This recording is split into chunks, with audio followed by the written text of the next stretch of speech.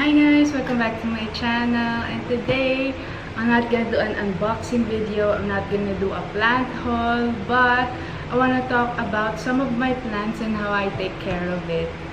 And today I want to talk about my alocasias. So I'm gonna show you my collection first of my alocasia, and then I'm gonna talk about its substrate, the environment where it's at, and how I water it, and how to fertilize my plants. So let's start. So I think I'm gonna go first with my smallest plant, which is this one. It's the Alocasia dragon scale. There. So it's so small.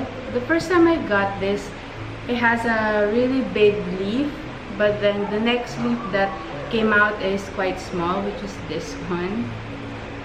But it's okay because it was kind of cheap, and it already has two plants when I bought it, so why not? And this plant, look at this. This is one of my favorite alocasia. It's the Alocasia silver dragon. I've been wanting this since last year. This is one of my dream plant last year that came true. So I got one from Indonesia, which is right here inside my greenhouse. But I wanted to show you my second silver dragon, which is a tissue culture here in our country. So this one is really thriving well, and it's producing lots of leaves compared to my other alocasia, where one of the leaves will die when there's a new leaf that's coming out. So yeah, this is my silver dragon. It looks so nice and it's lush. And then this one is my Alocasia cuprea. You see, this leaf is old. It's kind of dying. And look at the first leaf. It's so small. I'm waiting for it to get big. Well, anyway, when I got this, it was potted in soil. Because it's from Holland, and then the soil was too wet, like it doesn't dry out quick. A lot of the leaves died, and so these are the only 3 leaves that was left of it. It used to have like 5 or 6 leaves.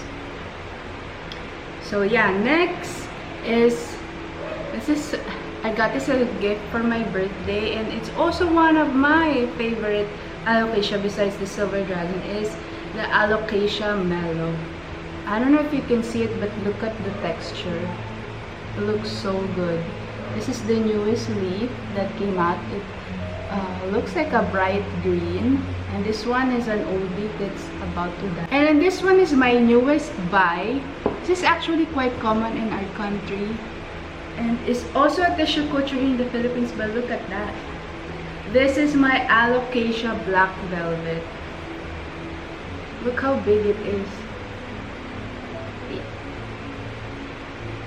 my hands cannot fill up the entire space of this leaf, but look how lush it is for a black velvet. So I'm waiting for this to really grow big.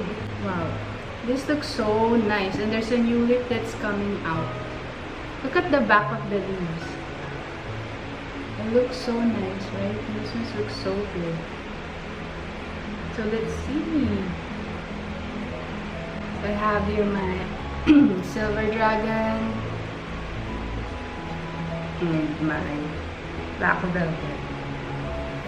It's so how I take care of it. First, my substrate. I actually planted all of my alocasia in pond because I heard that they do love pond.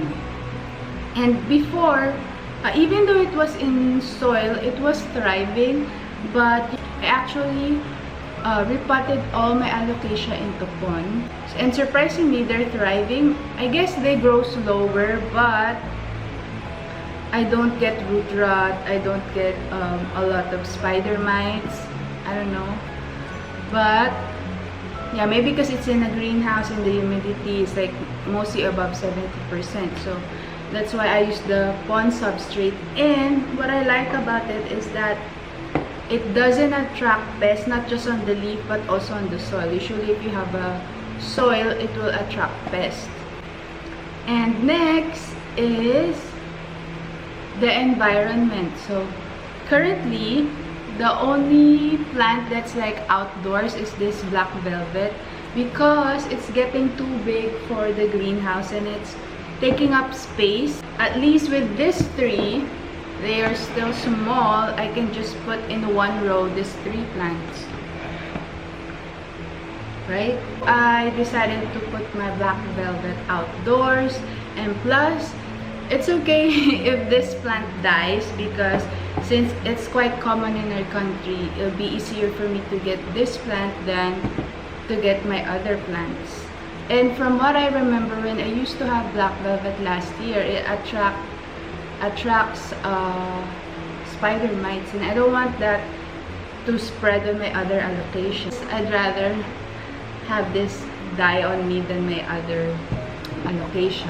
As for the environment, most of my other plants are in greenhouse. This greenhouse, actually, this second row, all of my plants are in that greenhouse, and I make sure that the greenhouse is above mostly 70%. If it's around 60 to 70%, I usually place a glass of water around the entire greenhouse, so it will add more humidity.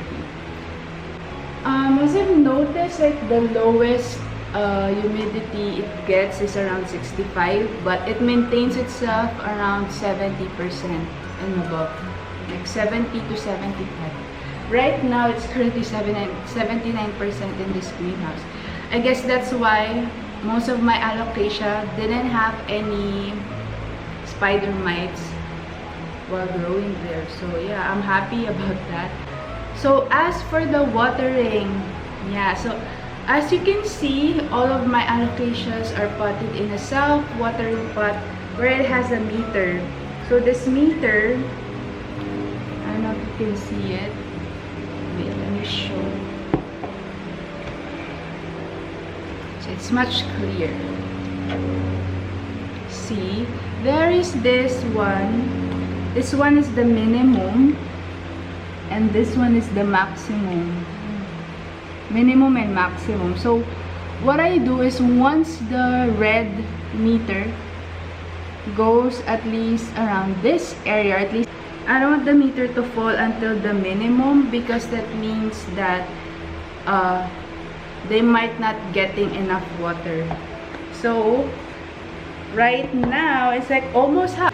I'll probably put some water in it later on. See, like the water is so. That's what I like about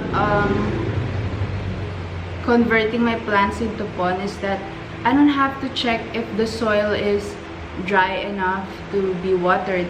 Before, I used to do this. I used to use this, and then I go all around the pot to check if it's dry, and that's, you know, it's driving me crazy. I don't know if I should water it already or not. At least with this one, it's very clear if you should water it or not, because I make sure that when the meter goes at least half of this measurement from minimum to maximum, that means I have to water it already.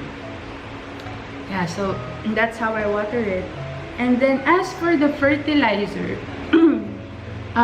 when you convert your plant into pond, you don't have to fertilize it for at least 4 to 6 months around that time, because the pond itself has its own fertilizer in it.